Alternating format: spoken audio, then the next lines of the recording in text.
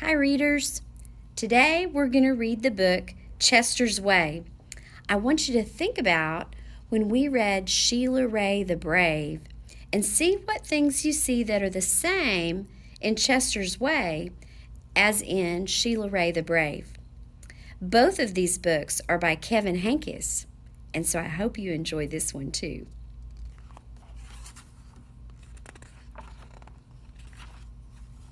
Chester had his own way of doing things. Hello, my name is Chester. I like croquet and peanut butter and making my bed. He always cut his sandwiches diagonally. He always got out of bed on the same side, and he never left the house without double knotting his shoes. Chester always had the same thing for breakfast, toast with jam and peanut butter. And he always carried a miniature first aid kit in his back pocket, just in case. You definitely have a mind of your own, said Chester's mother. That's one way to put it, said Chester's father. Chester's best friend Wilson was exactly the same way. That's why they were best friends. Chester wouldn't play baseball unless Wilson played, and they never swung at the first pitch or slid head first. Wilson wouldn't ride his bike unless Chester wanted to, and they always used hand signals. If Chester was hungry, Wilson was too, but they rarely ate between meals.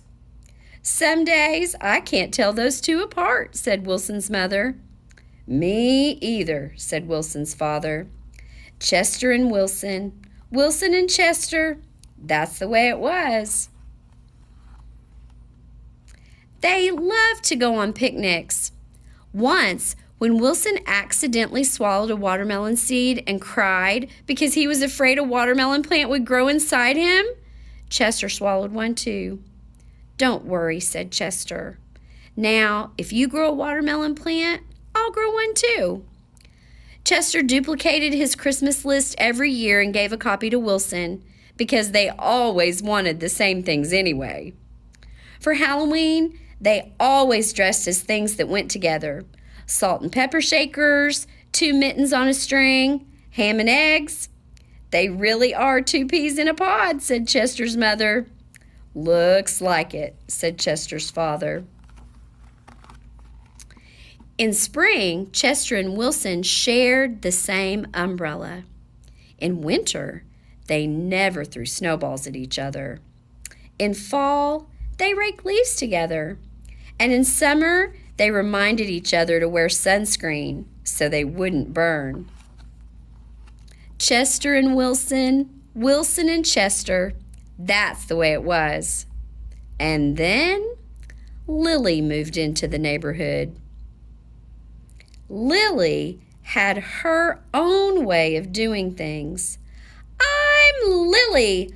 I am the queen. I like everything. She wore Band-Aids all over her arms and legs to look brave. She talked backwards to herself sometimes so no one would know what she was saying. I, ma, yillel. And she never left the house without one of her nifty disguises. Lily waved at all the cars that passed by, even if she didn't know who was in them.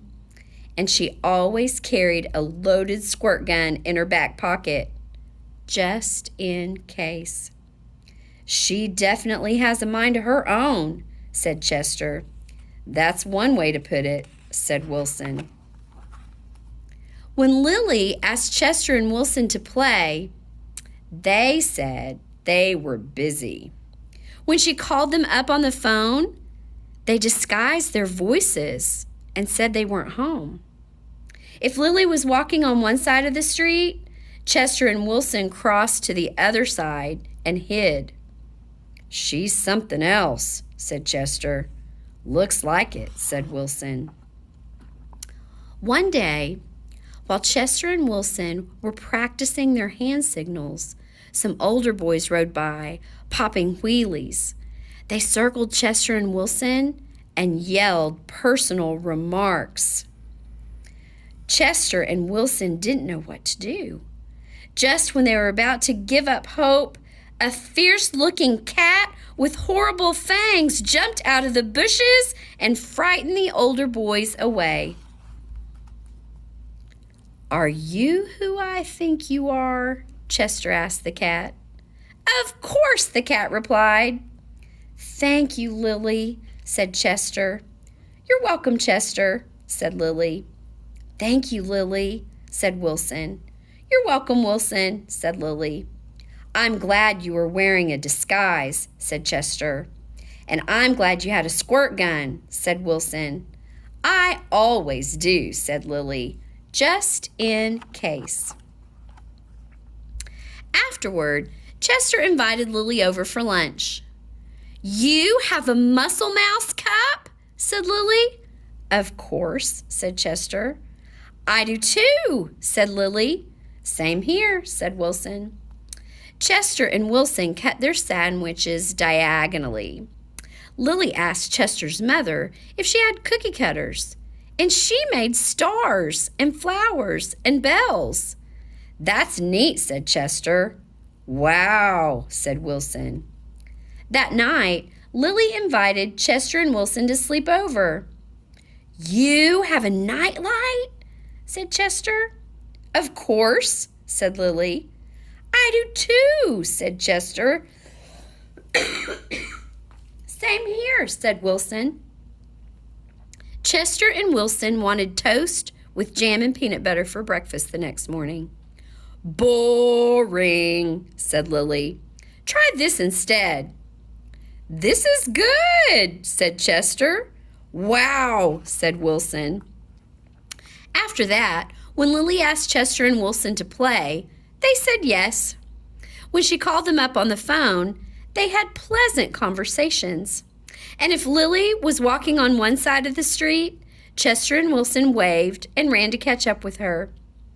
Chester and Wilson taught Lily hand signals, and she taught them how to pop wheelies.